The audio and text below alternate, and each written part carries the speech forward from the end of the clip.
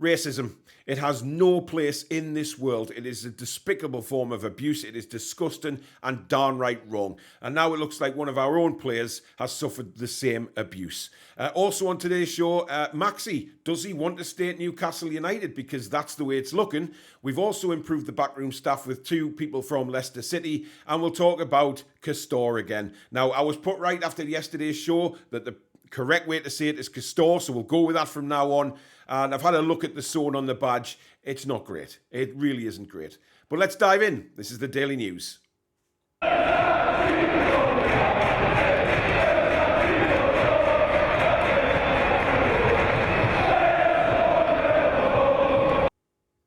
Hi everybody, I'm Paul. Welcome back to the Toon Review YouTube channel and of course the Daily News Show.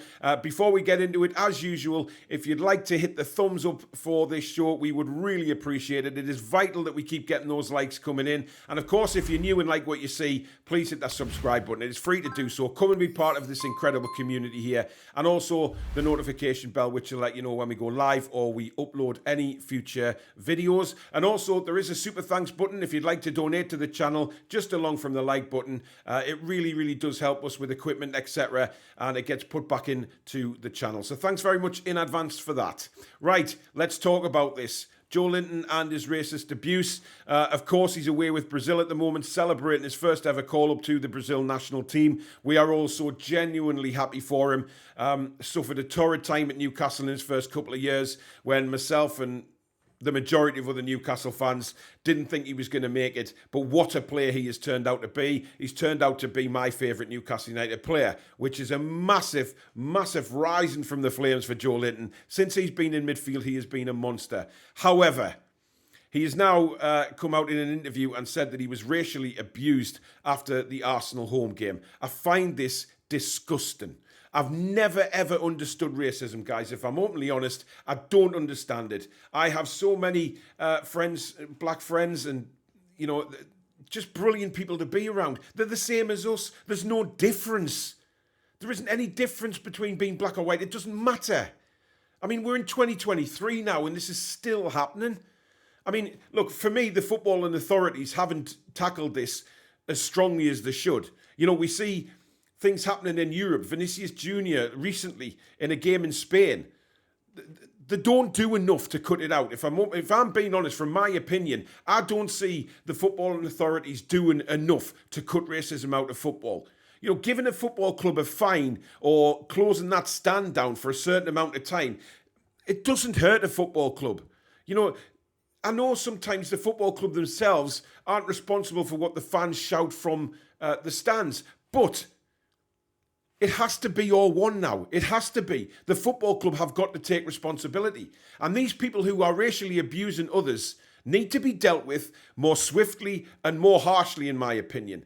Why don't they go to prison?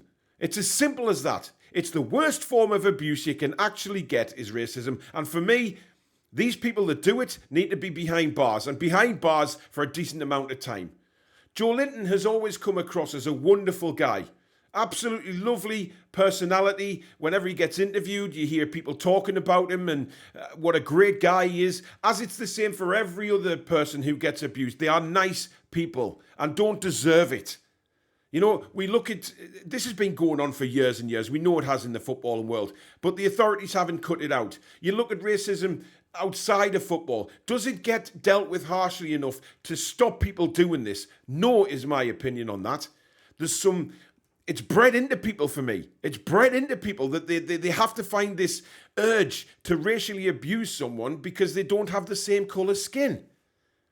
And it's the first thing that these moronic people turn to when they can't think of anything else to say.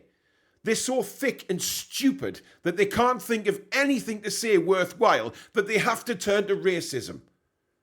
Now, I have friends who, like I say, who are black, but I would never look at them differently to how I look at anybody else. So why do people have to do that? I don't understand it. I will never understand it. And as far as I'm concerned, if I heard somebody being racist, I would do something about it.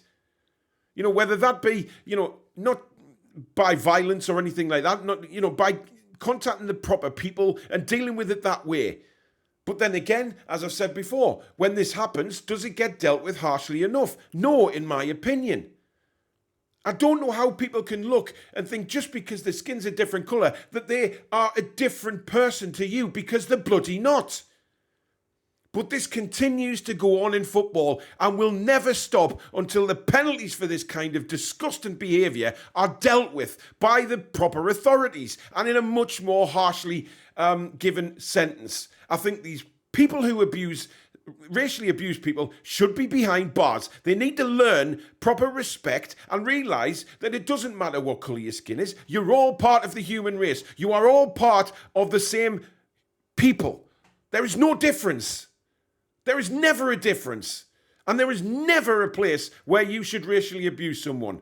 It's bang out of order. And obviously now, Joelinton coming out and saying this, I really feel sorry for him. I mean, he seems like he's dealt with it really well. But was it reported to the right people? And if he has it now been dealt with by the right authorities in the correct way? Because we as fans, we've got to do something about it as well. It's not fair on these players to go out there for your football club, wear your club colours, and get racially abused. It is not a situation that anyone that I know wants to find themselves in. Because until it's dealt with in a much harshly way, I can't see anything changing, guys. I just can't. It's all right for these football clubs just to pay a fine. It's nothing. But historically, it'll tell you that the penalties are rubbish. The penalties are terrible. It needs to be harshly dealt with. Because players like Joelinton, Vinicius, etc., these players who've received horrible abuse from the stands in a football ground don't deserve this. They just don't deserve it. There's no place for it. And I know, there's things like kick it out and everybody's trying to do their part, right? But how far can these people take it without the property authorities helping them out? Because kick it out, etc., can do as much as they can, but if the proper authorities are going to do nothing about it, then it just stays in the game. It stays in the world. And it shouldn't be here in 2023. It really shouldn't. And I feel for Joelinton. I feel for these players that have to go through this kind of abuse, homophobic abuse as well. It's just all wrong. It's completely wrong. And, online trolling, the abuse people get on there as well. It's got to stop. It's affecting people's lives. But until it's dealt with in a more harshly way, then I don't know what we do about it, guys. But I tell you what, let me know in the comments what you would do, because I think it has to be a sterner penalty. I think behind bars is the place to go. They need dealt with and they need re-educating. I mean, some of them are too pig shit thick to do anything about rehabilitation. There's no doubt about that. But something has to be done. So let me know in the comments what you think of how this gets dealt with in the future, because it's absolutely shocking. Now, one man who put out a statement on Instagram last week was Alan St. Maximin. We all thought that his cryptic Instagram was a goodbye, saying that he'd done his best for the club, etc. We all, me included, took that as a goodbye. However, it has been reported in the Daily Mail that Maxi now has had a change of heart and wants to stay at the football club. I find it incredible, but the reasons for him wanting to stay, I kind of think, yeah, if that's your attitude, mate, you stay and you fight. He said that basically it's been reported that he wants to stay at the club to basically live his dream of playing in the Champions League. We know Maxi a couple of years ago, I think, came out and said that his dream was to play Champions League football. He has that opportunity now with Newcastle United if he indeed wants to stay, get his head down and work with Eddie Howe and become a better player. It's been spoken about on this channel many times that if Maxi plays with even better players, maybe then we'll get the very best out of Maxi as well. Some of the players aren't on his wavelength, some are. He's combined very well with Isak, we know that. He's combined very well with Bruno. There's certain players that he's had a link up with and have done very, very well. So if we do bring in more quality over the summer, does that mean we then get to see the very, very best out of Maxi? Hopefully it does. Now, for me, if he stays, he stays. I think he's got a lot of work to do to get a proper starting place in the 11. I don't think his first name's on the team sheet at all.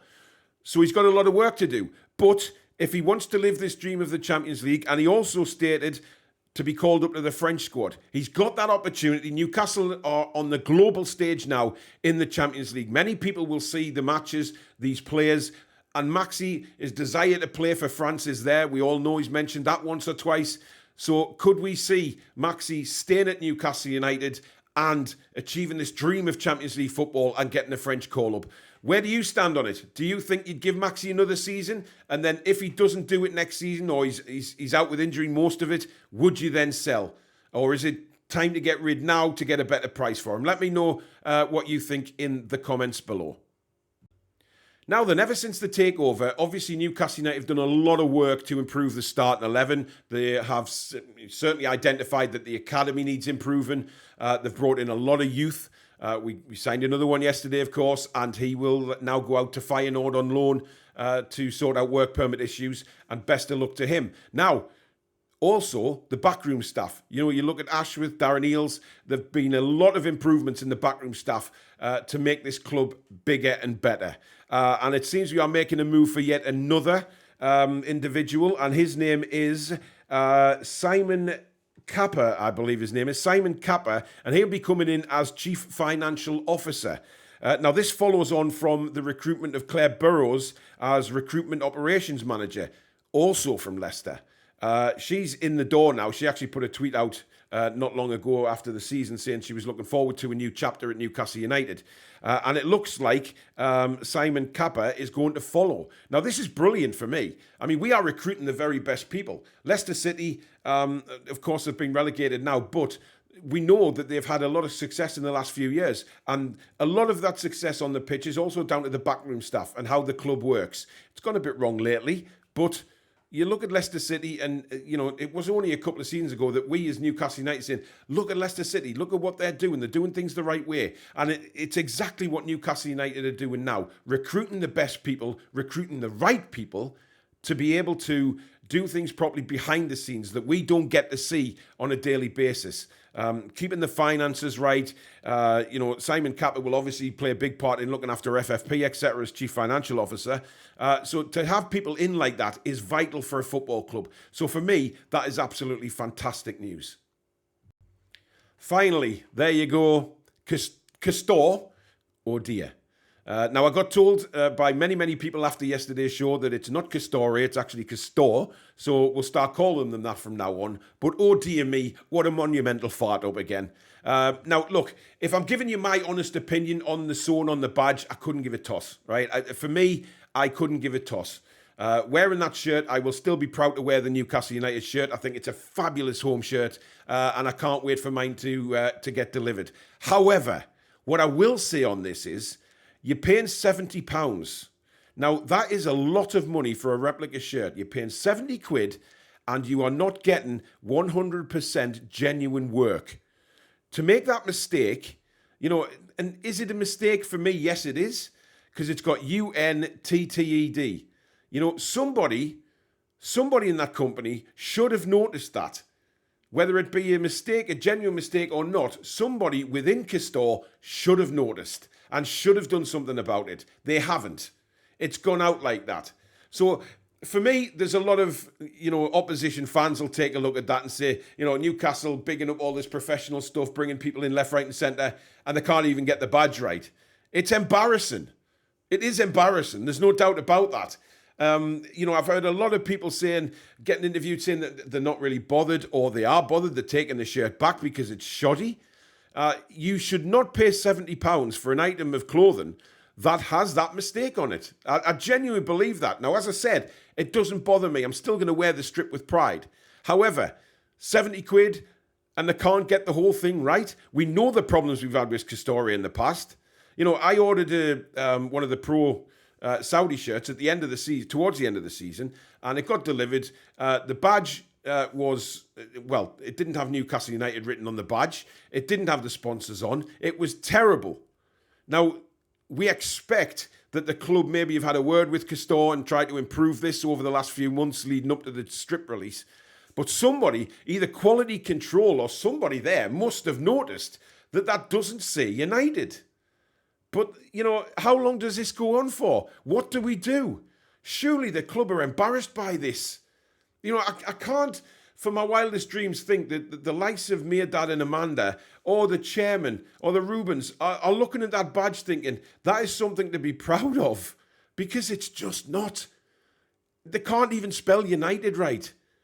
Now, whether the other letter dictates what the next one says, it shouldn't be like that. It should be spaced out enough that you can see each letter to read the word. But I just don't know where Castore go anymore, to be honest. I think the sooner the contract finishes with them, the better. Because, of course, this was all done by Mike Ashley. There's a contract in place. And let's face it, they're not filling themselves with glory at all. There's always something. Whenever a strip is released, there's always something the matter. Whether it be delivery, whether it be the standard of shirt. It's all ballsed up constantly. I just think they need to go, guys. I really do. But there you go. That is the daily news for today. Thank you very much for watching. As I said at the start, if you can please give it the thumbs up, it really does help the channel in the search results on YouTube. And also, if you like what you've seen and you're not already, please do hit the subscribe button. It is free to do so. We are really rising up now. Nearly 20,500 subscribers already, which is fantastic. Hit the subscribe button. Free to do so. And also that notification bell, which lets you know when we go live or we upload any future videos. And if you'd like to donate to the channel, there is a thanks button just along from the like if you want to donate to the channel. So thanks for that in advance. But thank you very much for watching, guys. We will see you very soon. Take care.